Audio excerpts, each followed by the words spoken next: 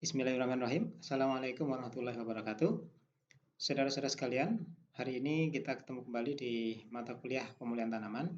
Pada kesempatan kali ini saya akan sampaikan atau saya akan teruskan materi yang kemarin sudah saya sampaikan di pertemuan sebelumnya, yaitu tentang metode seleksi atau metode pemulihan untuk tanaman yang menyerbu silang.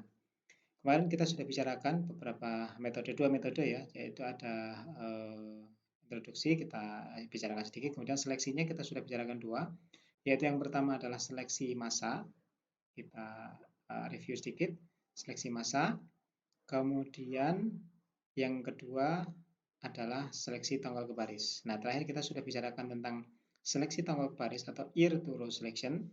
Kemarin saya sudah jelaskan prosedurnya, hanya di metode itu saya belum jelaskan di bagannya, ya, bagan seleksinya. Ya, ini yang terakhir kita bicarakan kemarin. Jadi kalau boleh saya sedikit review, perbedaan seleksi massa dengan seleksi tongkol kebaris yaitu adalah pada masalah pertama, di dalam seleksi tongkol kebaris itu terkadang dilakukan persilangan secara terkontrol atau terkendali, tapi tidak juga nggak apa-apa. Tapi perbedaan yang paling esensial yaitu bahwa ketika seleksi tongkol kebaris itu ada uji keturunan, sementara di seleksi massa tidak ada. Gitu ya. Baik, ini adalah bagannya. Jadi ketika kita punya populasi dasar, maka kita pilih beberapa tanaman. Ya, beberapa tanaman ini boleh dengan persilangan terkontrol atau tidak, atau beberapa terkontrol dan beberapa tidak. Maka yang terpilih itu kita tanam dalam baris-baris, sebagian bijinya, ya, sebagian bijinya kita tanam dalam baris-baris. Kemudian kita lihat penampilan di dalam baris-baris keturunan ini. Inilah yang disebut sebagai uji keturunan, ya. Kita lihat. Nah, nanti kita melakukan pemilihan individu-individu dalam baris-baris tersebut. Nah, baris-baris yang terpilih itu sebenarnya hanya digunakan sebagai sumber informasi bahwa berarti dulu tetuanya itu adalah tetua yang baik. Sehingga taruhlah misalnya yang terpilih itu adalah benih-benih A, C, E, F, A, C, F, H misalnya ya, maka sisa benih yang kita simpan dulu di generasi pertama itu karena tidak kita tanam semua, maka dari benih-benih simpanan itulah kita akan campur secara proporsional dan kita tanam pada generasi berikutnya. Kemudian pada generasi berikutnya itu kita lakukan hal yang sama, bisa kita lakukan persilangan secara terkontrol ataupun tidak ya. Kemudian kita lakukan pemilihan, kita ambil benih-benihnya, kita tanam secara baris-baris, kemudian kita pilih, kemudian informasi dari barisan yang terbaik kita kembalikan ke sumber benihnya tadi yang kita simpan, maka benih-benih yang terpilih itulah, nomor-nomor yang terpilih itulah yang kita teruskan di generasi berikutnya. Demikian seterusnya hingga kita dapatkan karakter populasi yang kita inginkan. Baik. Nah, hari ini kita akan lanjutkan dengan metode seleksi yang berikutnya, yaitu seleksi berulang atau recurrent selection. Seleksi berulang itu tujuannya adalah untuk mengumpulkan gen-gen karakter kuantitatif, ya, umumnya adalah untuk gen kuantitatif, karakter kuantitatif pada populasi tanpa kehilangan variabilitas genetiknya. Jadi kita selalu mempertahankan variabilitas genetik di situ. Atau dengan kata lain, dulu yang ini sudah saya sampaikan di pertemuan di awal, seleksi ini sebenarnya adalah usaha kita untuk meningkatkan frekuensi gen-gen yang diinginkan dalam setiap siklus seleksinya. Oke. Nah, ini kenapa disebut seleksi berulang? Karena siklusnya itu selalu berputar. Ya, jadi ini tidak ada ujung pangkalnya karena berputar, tapi selalu kegiatannya dimulai dari pengembangan populasi dasar. Ketika kita sudah mempunyai populasi dasar, dikembangkan populasi dasar, kemudian kita evaluasi individu-individu dalam populasi itu, kemudian kita seleksi individu-individunya, bisa kita saling silangkan, dan nanti hasilnya bisa kita gunakan sebagai populasi dasar lagi, demikian seterusnya hingga didapatkan karakter populasi yang sesuai dengan yang diinginkan. Baik. Nah, di dalam seleksi berulang ini ada 3 nanti jenis ya, tapi secara umum ini saya mau jelaskan yang poin-poin ini tadi dulu. Ya, yang pertama adalah pengembangan populasi dasar. Populasi dasar merupakan materi awal untuk seleksi berulang, ya. Kemudian populasi dasar ini terbentuk dari persilangan beberapa tetua atau genotip. Tentu saja adalah genotip-genotip yang superior, yang baik, ya. Kemudian tetua-tetua yang nanti dipilih itu harus menunjukkan penampilan yang baik, atau dengan kata lain dikatakan sebagai tetua potensial. Dengan cara seperti itu, maka alel-alel berbeda nantinya akan meningkat dengan bertambahnya jumlah tetua, ya, dan dengan perbedaan genetik tetua. Artinya berarti semakin tinggi keragaman genetiknya, maka seleksi berulang ini akan semakin efisien nantinya. Jadi pada seleksi ini kita memerlukan keragaman yang tinggi, dan keragaman itu kemudian ditunjang dengan persilangan tadi, saling silang tadi, sehingga menimbulkan keragaman yang semakin tinggi. Baik. Seleksi individu nantinya dalam populasi ini disesuaikan dengan tujuannya apakah hasilkah atau kadar minyak misalnya, tapi umumnya adalah untuk karakter kuantitatif. Dan seleksi dapat dilakukan sebelum pembungaan atau sudah pembungaan, tergantung dari karakternya. Sebisa mungkin kita bisa melakukan seleksi itu sebelum pembungaan, artinya kita harus, ketika yang kita seleksi itu adalah karakter-karakter generatif, maka kita harus punya penanda seleksi atau marka seleksi yang tentang marka seleksi ini sudah saya jelaskan di pertemuan sebelumnya. Karena konsekuensinya nanti ketika seleksi itu baru dapat dilakukan setelah pembungaan, maka kita akan harus menambah, setiap siklusnya itu harus menambah satu generasi lagi untuk bisa mendapatkan tanaman yang terpilih. Kemudian seleksi individu dalam populasi bertujuan meningkatkan genotip superior tadi, ya, di dalam populasi. Baik. Kemudian individu-individu terseleksi atau genotip-genotip superior tadi itu digunakan sebagai tetua untuk membentuk populasi baru. Ya, tadi ya siklus, ya, kita silangkan lagi untuk populasi dasar, begitu seterusnya.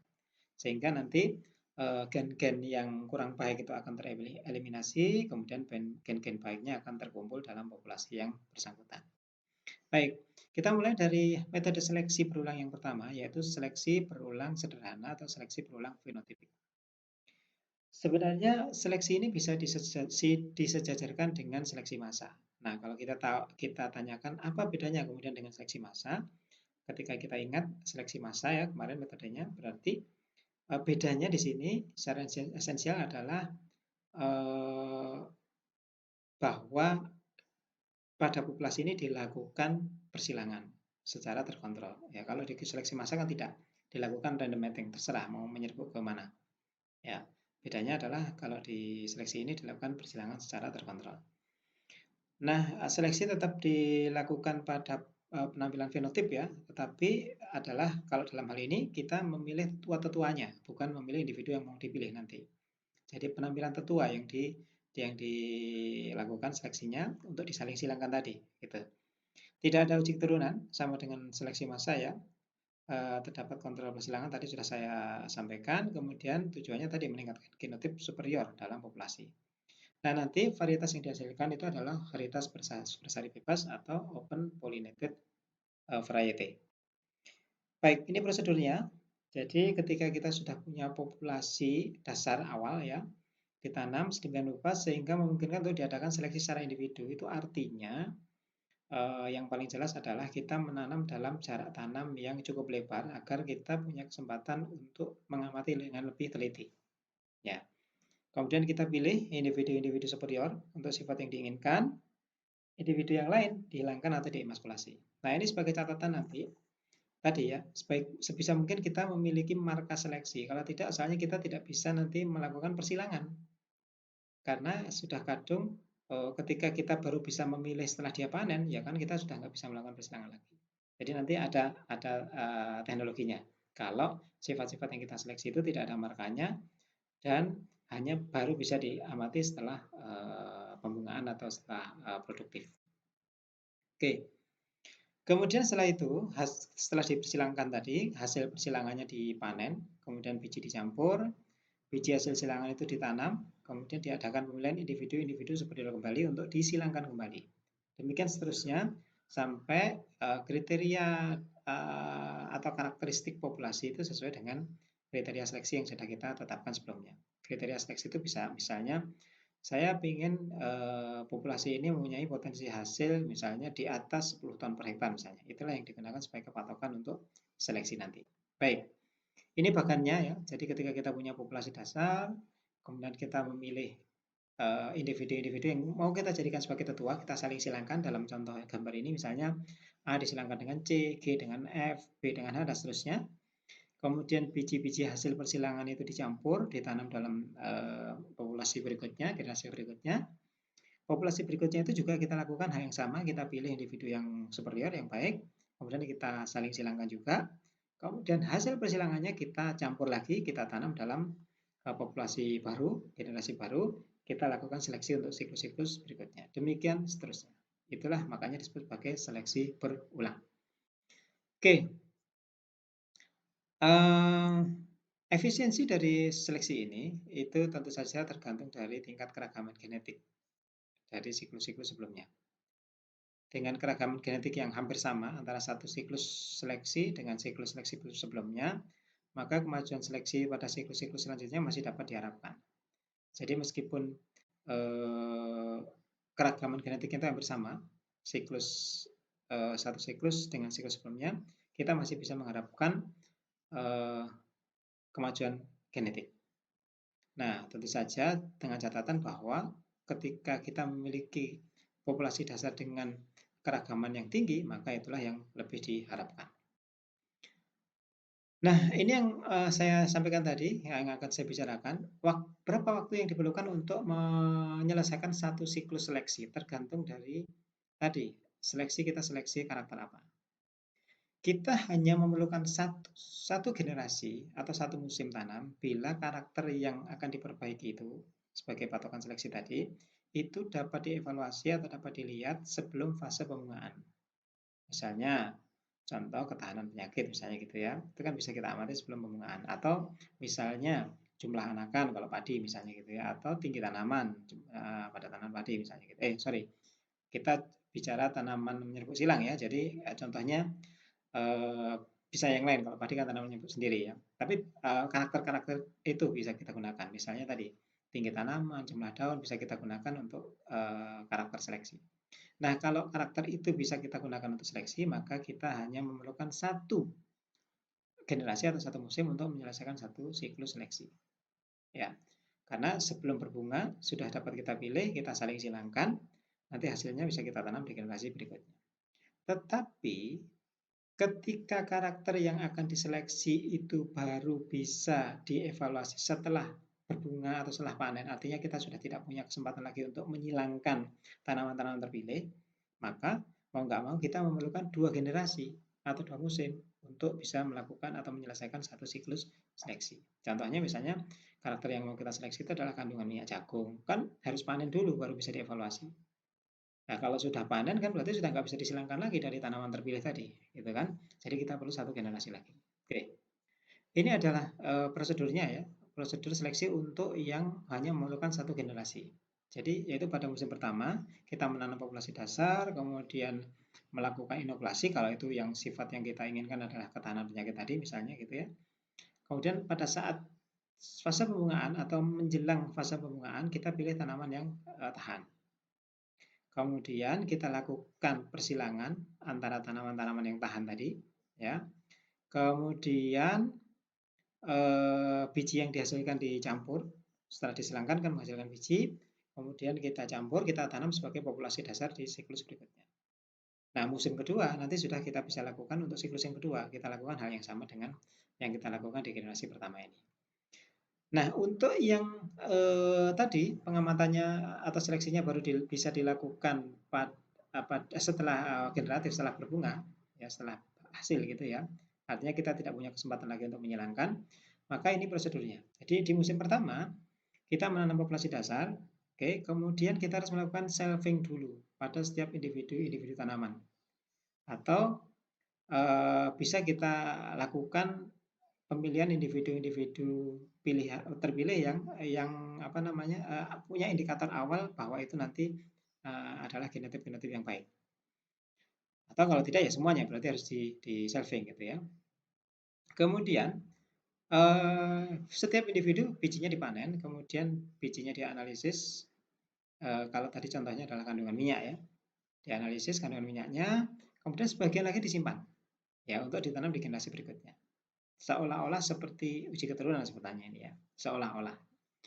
Kemudian pada musim kedua, biji dari individu-individu terpilih karena tadi yang baru bisa kita lakukan pemilihan individunya itu kan setelah kita pengamatan tadi, setelah tidak mungkin dilakukan persilangan lagi. Nah, biji-biji dari individu yang terpilih kita sudah melakukan penilaian terhadap kadar minyak, kemudian sudah kita dapatkan nomor-nomor yang potensial, kemudian kita kembali ke biji yang kita simpan tadi, mana nomor yang tersimpan itulah yang kita campur dan kita tanam di dalam generasi berikutnya. Jadi setelah itu kita tanam, atau generasi atau musim berikutnya ya kita tanam, kemudian kita lakukan persilangan antar baris-baris turunan pada semua kombinasi intermediate ya, semua kombinasi kita lakukan antara tadi tanaman-tanaman dari biji-biji yang nomor terpilih tadi. Kemudian setelah itu biji dipanen dari setiap kombinasi persilangan ya. Kemudian ambil biji dengan jumlah yang proporsional sama ya, kemudian dicampur, itu akan menjadi populasi dasar berikutnya. Ya, akan menjadi populasi dasar berikutnya. Ini kalau yang kriteria seleksi itu baru bisa diamati setelah pembungaan habis, gitu ya, nggak bisa dilakukan persilangan pada saat itu. Baik, itu tadi adalah prosedur dari seleksi berulang yang paling sederhana, yaitu seleksi berulang fenotipik. Kemudian masih ada beberapa metode lagi seleksi berulang. Yang berikutnya adalah seleksi berulang untuk daya gabung ya. Daya gabung nanti ada 3 macam. Yang pertama adalah seleksi berulang untuk daya gabung umum, kemudian seleksi berulang untuk daya gabung khusus, dan seleksi berulang untuk resiprok ya, timbal balik. Nah, sebelum ke metode seleksinya, kita akan bicarakan dulu apa itu yang dimaksud sebagai daya gabung umum dan daya gabung khusus. Daya gabung umum atau sering disingkat dengan DGU atau bahasa asingnya itu General Combining Ability atau GCA ya, itu adalah kemampuan suatu genotip menunjukkan kemampuan rata-rata keturunan bila disilangkan dengan sejumlah genotip lain yang dikombinasikan. Dapat dimasukkan persilangan sendiri atau selfing. Jadi saya ilustrasikan begini. Ketika saya punya 5 genotip misalnya, A, B, C, D, E. A, B, C, D, E. 5 genotip. Saya melihat dari sudut pandang A misalnya. A itu dikatakan memiliki daya gabung umum yang baik. Daya gabung umum yang baik apabila ketika dia disilangkan dengan B, hasilnya baik. Disilangkan dengan C, hasilnya baik. Disilangkan dengan D, hasilnya baik. Disilangkan dengan E, hasilnya baik. Ketika dia disilangkan dengan mayoritas tetua yang lain, dia menghasilkan keturunan yang baik, maka disebut individu A ini tadi, genotip A ini disebut individu yang memiliki daya gabung umum yang baik. Nah, nanti seleksinya berarti kita ingin mendapatkan genotip yang itu tadi memiliki daya gabung umum yang baik, gitu ya. Kemudian yang kedua adalah daya gabung khusus. Apa itu daya gabung khusus? Daya gabung khusus atau DGK atau bahasa asingnya Specific Combining Ability atau SCA, yaitu adalah kemampuan satu kombinasi persilangan untuk menunjukkan penampilan keturunan. Saya kembali ke contoh tadi, misalnya kita punya genotip A, B, C, D, E. Ternyata A itu hanya baik kalau disilangkan dengan C misalnya. A hanya baik kalau disilangkan dengan C, maka disebut bahwa A dan C itu, pasangan A dan C itu memiliki daya gabung khusus yang baik. A dan C memiliki daya gabung khusus yang baik karena dia akan baik ketika disilangkan dengan C saja, yang lain nggak baik gitu ya. Atau yang lain juga bisa, misalnya B itu hanya baik kalau disilangkan dengan E misalnya. Berarti B dan E itu adalah pasangan yang memiliki daya gabung khusus yang baik atau yang tinggi. Gitu ya. Itu adalah pengertian tentang daya gabung umum dan daya gabung khusus.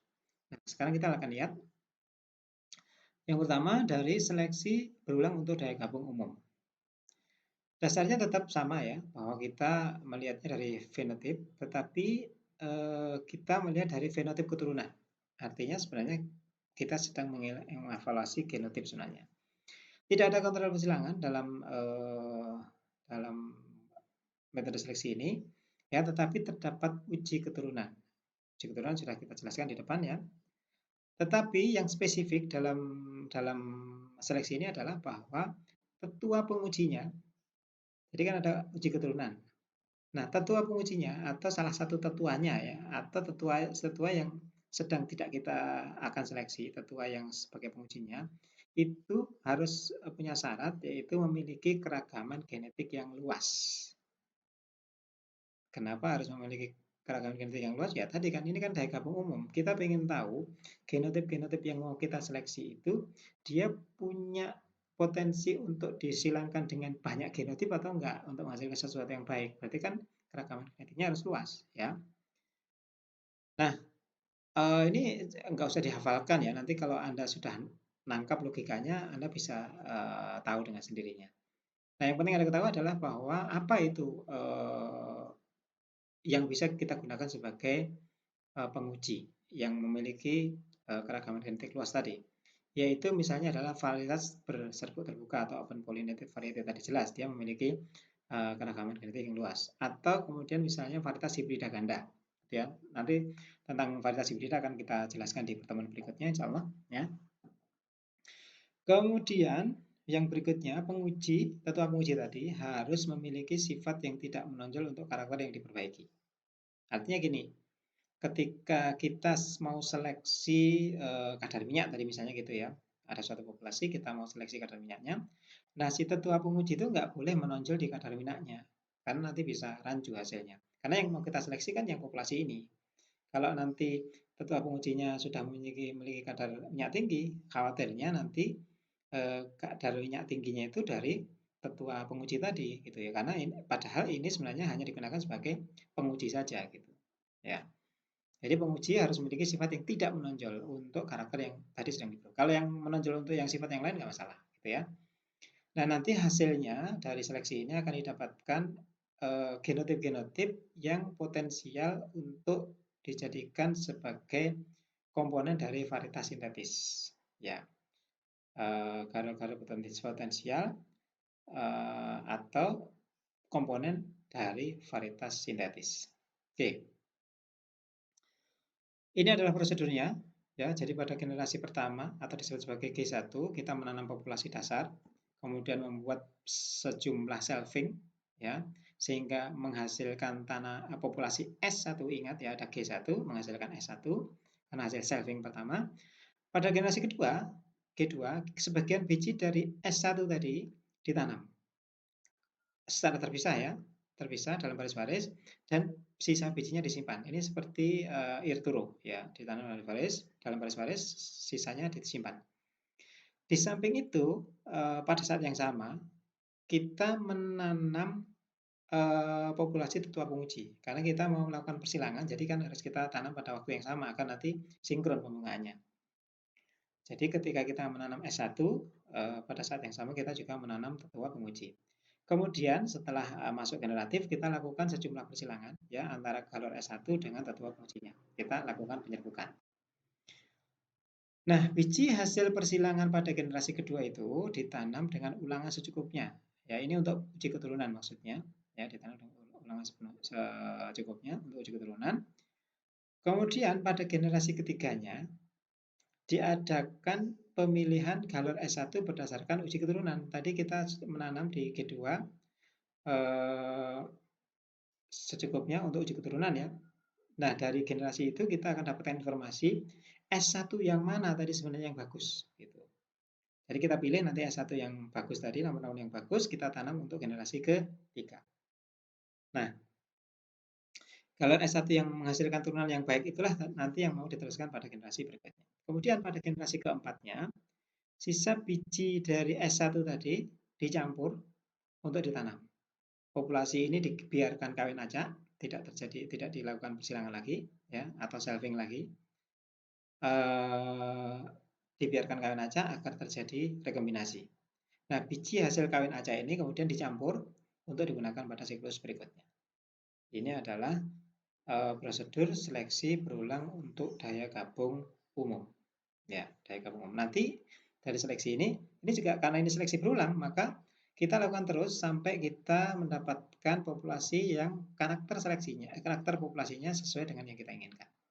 Oke, ini bagannya ya. Jadi kita mempunyai populasi dasar, kita memilih beberapa tanaman, kemudian kita lakukan shelving, kemudian S1 kita tanam dalam baris-baris.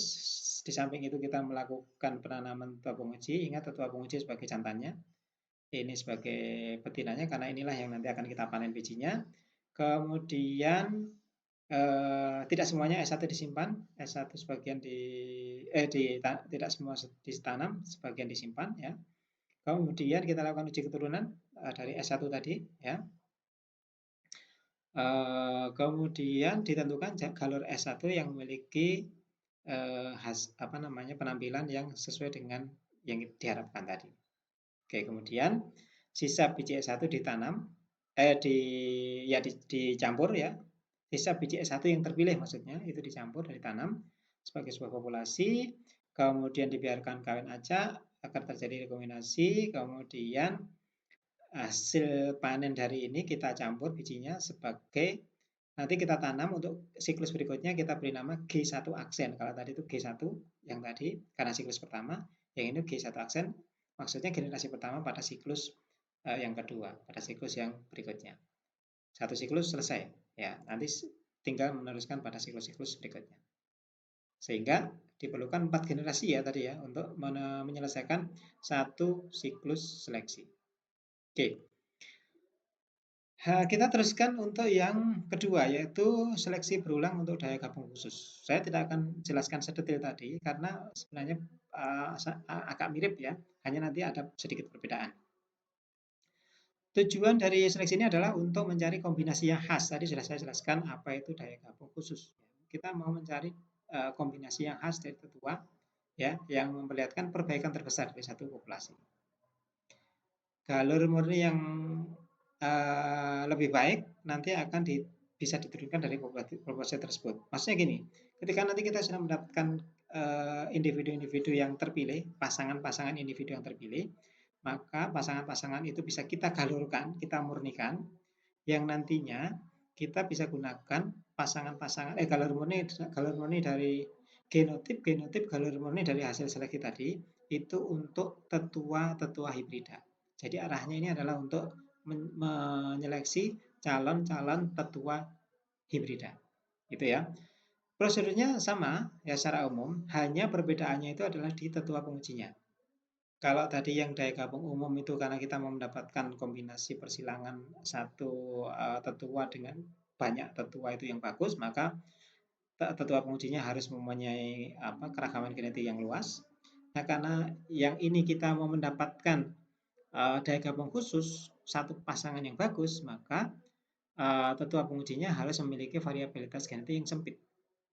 Variabilitas genetik yang sempit itu yang apa contohnya? Misalnya galur murni, jelas galur murni itu kan satu genotip saja, atau hibrida, ya hibrida tunggal, ya hasil persilangan antara galur murni dan galur murni itu satu saja genotipnya, sama gitu ya.